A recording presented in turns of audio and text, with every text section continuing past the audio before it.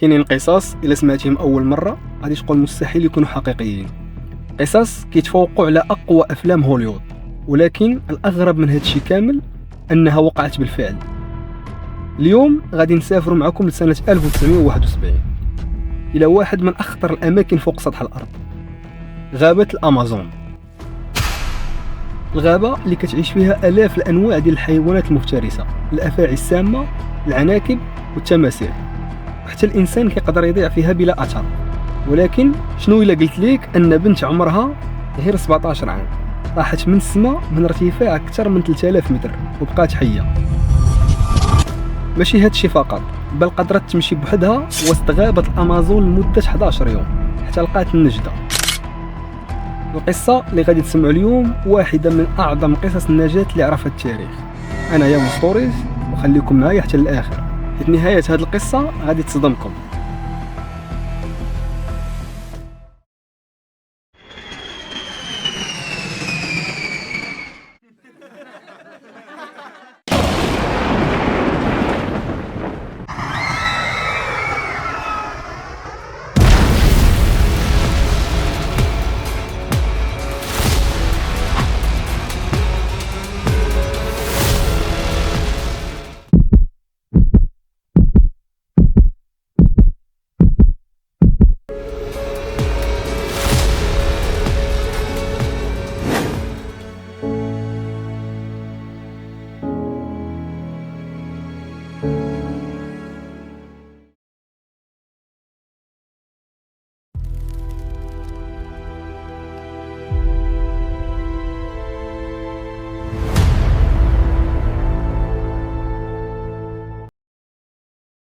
باش نفهموا القصه خاصنا نرجعوا شويه للور لسنه 1971 في دوله البيرو. دوله كاينه في امريكا الجنوبيه معروفه بالغابات الكثيفه ديال الامازون. كانت بنت سميتها جوليان مارغيت كوبا، تزادت نهار 10 اكتوبر 1954، وكانت بنت مختلفه على بزاف ديال الاطفال. علاش؟ حيت الوالدين ديالها ما كانوش ناس عاديين. الاب ديالها هانس ويلهيم كوبا كان عالم مشهور في مجال الأحياء، والأم ديالها ماريا كوبا حتى هي كانت عالمة متخصصة في الطيور. بمعنى جوليان تربيت وسط الطبيعة من صغرها، كانت كتعرف كيفاش تتعامل مع الغابة، كيفاش تميز بين النباتات، وكيفاش تسمع أصوات الحيوانات. وهذا الشيء غادي ينقذ حياتها من بعد. وصلنا لنهار 24 دجنبر 1971، يعني نهار واحد قبل عيد الميلاد. كانت جوليان والأم ديالها باغيين يسافروا من العاصمة ليما ديال البيرو إلى مدينة صغيرة سميتها بوكالبا، فين كان الأب ديالها كيتسناهم. الرحلة كانت على متن طائرة ديال شركة لانسا، ورقم الرحلة هو 508. الطائرة كانت من نوع L-188 إلكترا. في ذاك الوقت هاد الطائرة كانت كتستعمل بزاف، وحتى واحد ما كان متوقع أن هاد الرحلة غادي تولي كارثة عالمية. المطار كان عامر بالناس، الكل باغي يوصل قبل عيد الميلاد. جوليان كانت فرحانة كتضحك مع الأم ديالها وكانت كتشوف الطائرات من الشباك. الأم ديالها كانت متردة حسب بعض الروايات، قالت للزوج ديالها قبل السفر أنها ما كانتش مرتاحة لهاد الرحلة، ولكن التذاكر كانت محجوزة وما كان حتى سبب يمنعهم من السفر. ركبوا الطائرة، شدوا البلايص ديالهم وربطوا الأحزمة، وبدات الرحلة بشكل عادي.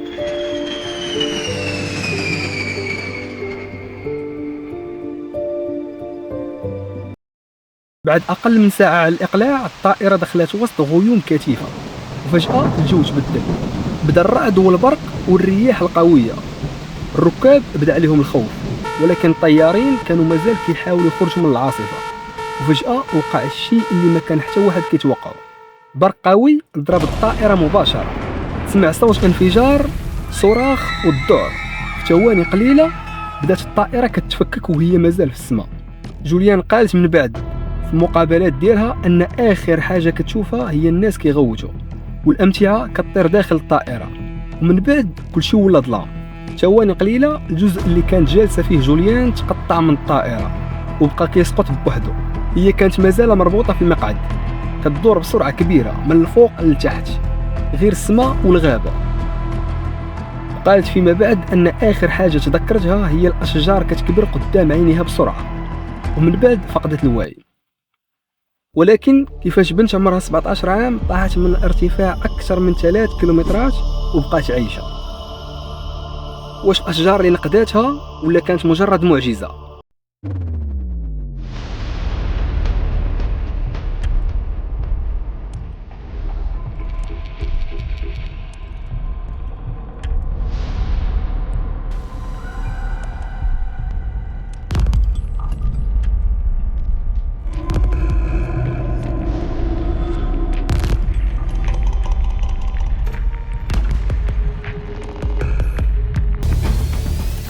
من بعد السقوط دازت ساعات وجوليان ما كانت عارفة حتى شنو وقع، وفجأة فتحت عينيها بشوية. كلشي كان ضبابي، الشمس كانت كتدخل بين الأشجار العالية. أول حاجة حسات بها هو الألم، ألم قوي في جميع أنحاء الجسم.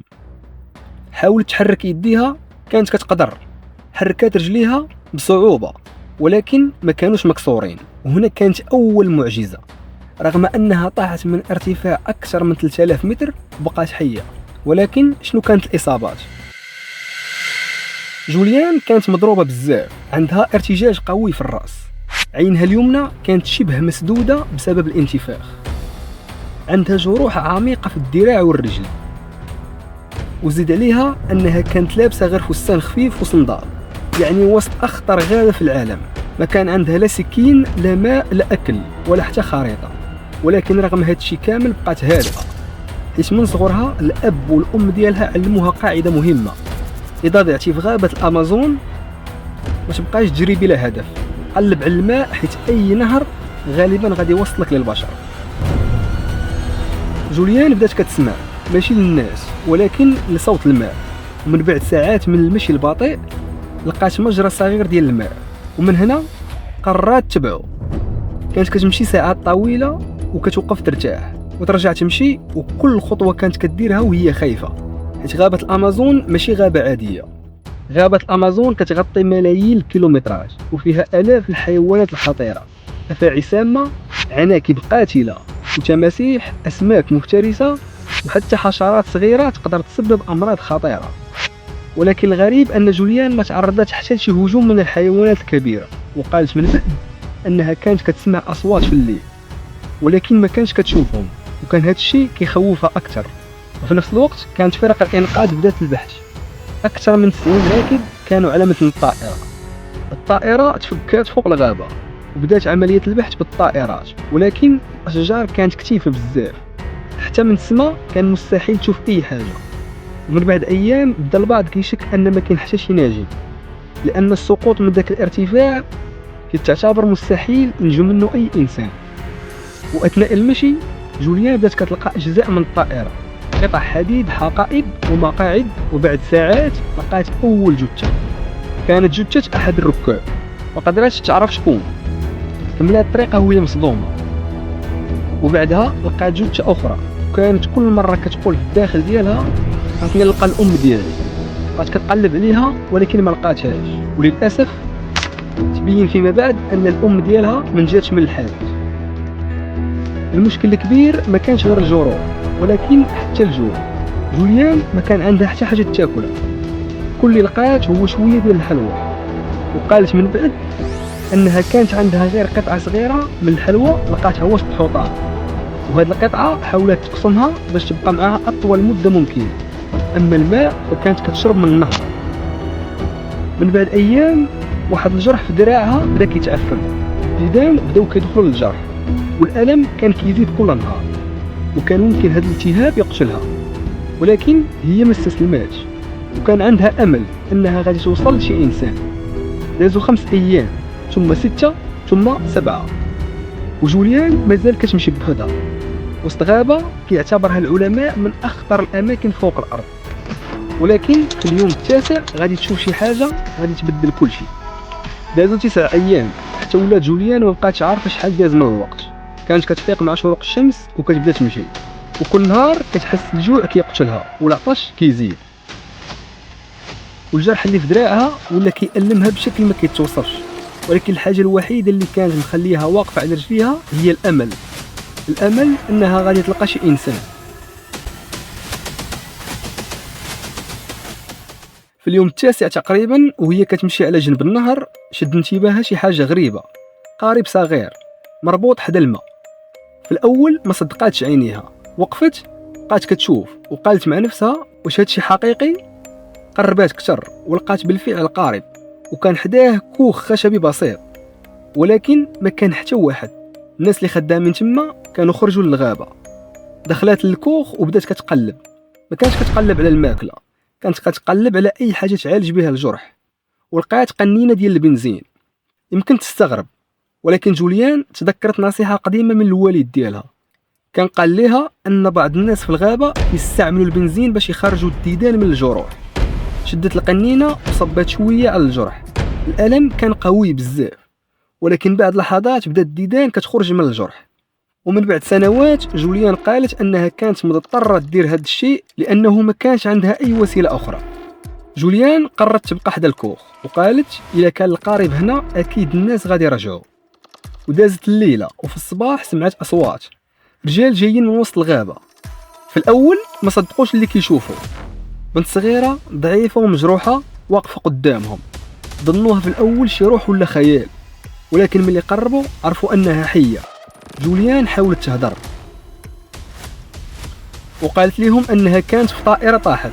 الرجال تصدموا لان الاخبار كانت شاعله في البيرو كامله، وكل الجميع كيقولوا ما كاين حتى شي ناجي.